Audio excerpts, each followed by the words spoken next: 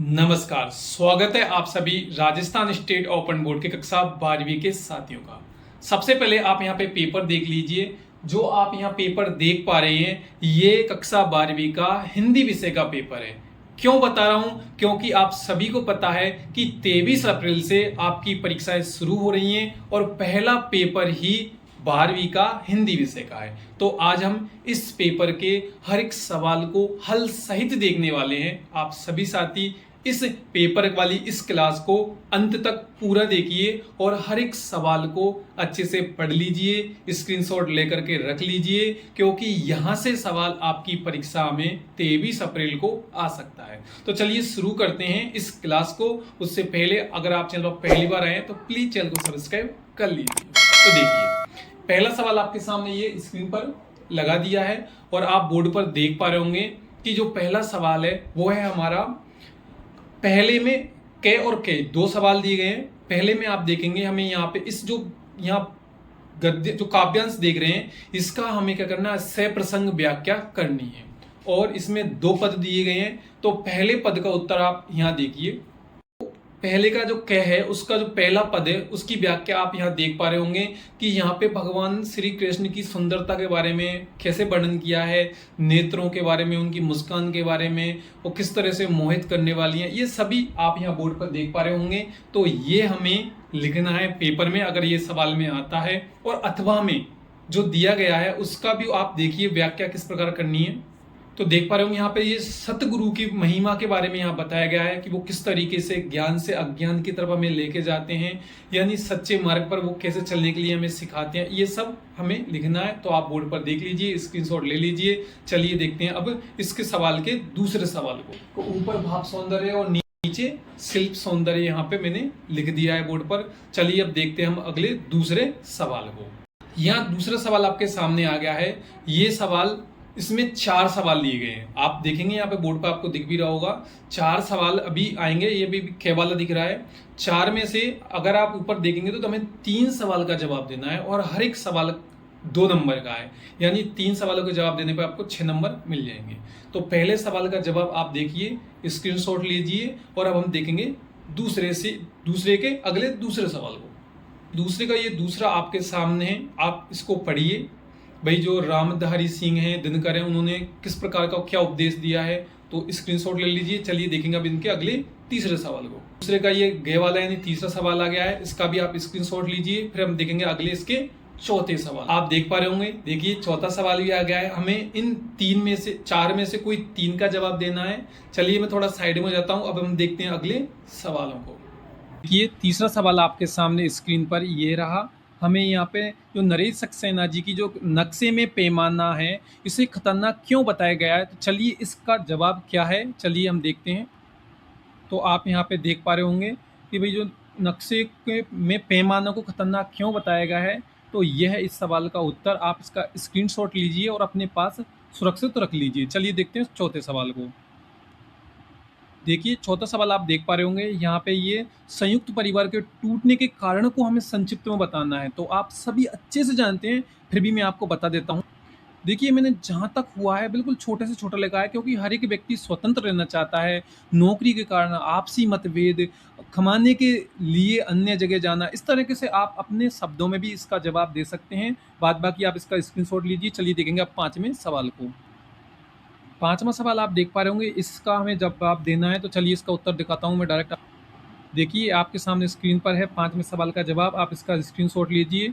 फिर हम इस छठे सवाल को देखेंगे पहले, फिर इसका उत्तर हम देखेंगे। देखिए छठा सवाल है यहाँ पे एक गद्यांश। पहले हम इस गद्यांश को पढ़ेंगे ध्यान से, फिर हम इसकी गद्यांश की सप्रसंग व्याख्या करेंगे। तो मैं सिंपल सा आपको इतना ही सिखाऊंगा कि आप अपने शब्दों में कुछ भी लिख दीजिए, इसको छोटा करके, वही आपका उत्तर होगा। फिर भी उत्तर देखिए फिर भी मैंने आपके लिए उत्तर लिखा है। देखिए इतना छोटा कर दिया है मैंने, और अथवा वाले का भी मैंने नीचे यहाँ पे देखिए इतना छोटा सा कर दिया है। बस इस तरह से आपको भी करना है। चलिए देखते हैं 7वां सवाल। आप छठे सवाल का स्क्रीनशॉट ले लीजिए, फिर हम 7वें सवाल ही छोड़ दिया है। ये देखिए 7वां सवाल आपके सामने स्क्रीन पर है। आपको किन्हीं 3 सवालों के जवाब देने हैं। ये 4 सवाल हैं, पहले आप इनको देख लीजिए। पहला सवाल, ये दूसरा सवाल, ये तीसरा, ये चौथा। आप इनका स्क्रीनशॉट लीजिए। 6 नंबर का है, 3 सवाल कीजिए, 6 नंबर पाइए। बिल्कुल सिंपल तरीके से चलिए मैं आपको इनका उत्तर बता देता हूँ। देखिए, ये है ख वाले का उत्तर, ये है ख वाले का उत्तर। पहले आप इसका स्क्रीनशॉट लीजिए, फिर आप इसका स्क्रीनशॉट लीजिए, फिर आप इनको आराम से ध्यान से पढ़िएगा। और आप अगर चैनल पर पहली बार आए हैं तो प्लीज़ चैनल को सब्सक्राइब कीजिएगा, क्योंकि ये बहुत इम्पोर्टेंट है। चलिए हम देखेंगे अब हमारे 8वें और 9वें सवाल को। देखिए आपके सामने ये लिखे हुए हैं। देखिए 8वां सवाल आप देख पा रहे होंगे यहाँ पे, भाई दुख और सुख मन के विकल्प विकल्प क्यों कहा गया है। इस पर हमें 40 शब्दों में 3 से 4 लाइनों में उत्तर लिखना है। तो देखिए आप उत्तर तो देख पा रहे होंगे आप यहाँ पे, ये रहा छोटा सा निबंध। तो आप इसका स्क्रीनशॉट लीजिए, ध्यान से पढ़िएगा, हो सकता है पेपर में आ जाए। 9वां सवाल आपके सामने स्क्रीन पर है, आप देख पा रहे होंगे इसमें 2 सवाल हैं, दोनों के जवाब मैं आपको बता देता हूँ आगे। देखिए 9वें सवाल का जवाब आपको यहाँ दिख रहा होगा, आप इसका स्क्रीनशॉट लीजिए। फिर हम 10वें सवाल को देखते हैं। आप देख पा रहे होंगे स्क्रीन पर आपके सामने ये 10वां सवाल ये रहा, आप इसका स्क्रीनशॉट लीजिए, पढ़िए इसको ध्यान से। तो चलिए हम इसका उत्तर देखते हैं। पहले आपके सामने स्क्रीन पर 10वें सवाल का उत्तर है, आप देख लीजिए, स्क्रीनशॉट ले लीजिए। मैं ज़्यादा बोल करके ज़्यादा फालतू में आपका समय खर्च नहीं करना चाहता, तो आप अपने स्तर पर आप इनका स्क्रीनशॉट लीजिएगा, पढ़िएगा। आपको अगला जो भी पेपर चाहिए मुझे कमेंट कर दीजिएगा, जो भी आपके सवाल होंगे, क्योंकि मैं एक-एक करके सब सवालों के जवाब दूँगा और हर एक पेपर को उपलब्ध करवाऊँगा। आगे आप देख पा रहे हैं 11वां सवाल है भैया में, तो सभा और मंच का संचालन के लिए इसके लिए हमें 40 शब्दों में उत्तर देना है। तो इसका उत्तर देखते हैं हम पहले। ये देखिए बिल्कुल सिंपल तरीके से मैंने यहाँ पे उत्तर दे दिया है।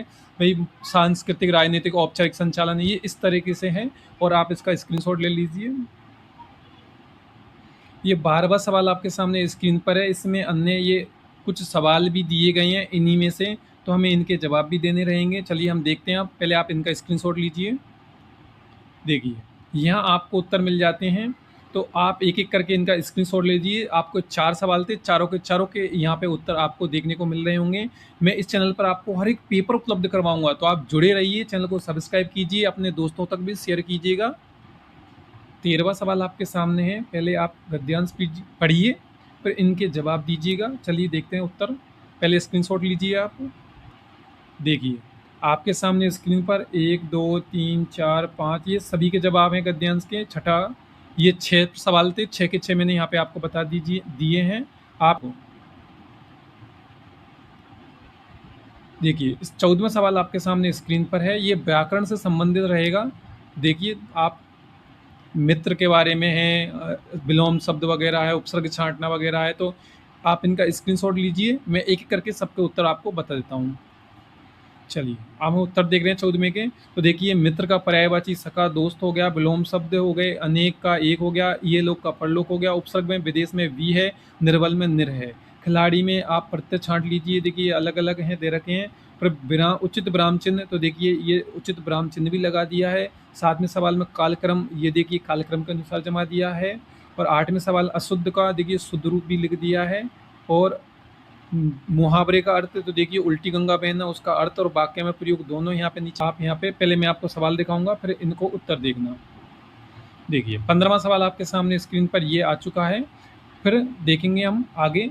तो देखिए ये हमें इसका भाव पल्लन करना है, क्षमा वीरों का आभूषण है, इसके बारे में। देखिए ये रहा उत्तर, स्क्रीनशॉट ले लीजिए।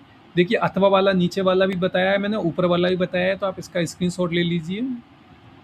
देखिए आगे आप देख पाएंगे यहाँ पर कुछ प्रश्न हैं जो प्रतिवेदन वगैरह, जैसे विद्यालय में आयोजित वार्षिक उत्सव, मतलब जैसे यहाँ पे आपको बोलूँगा 16वें सवाल में आप नीचे वाले को कीजिए।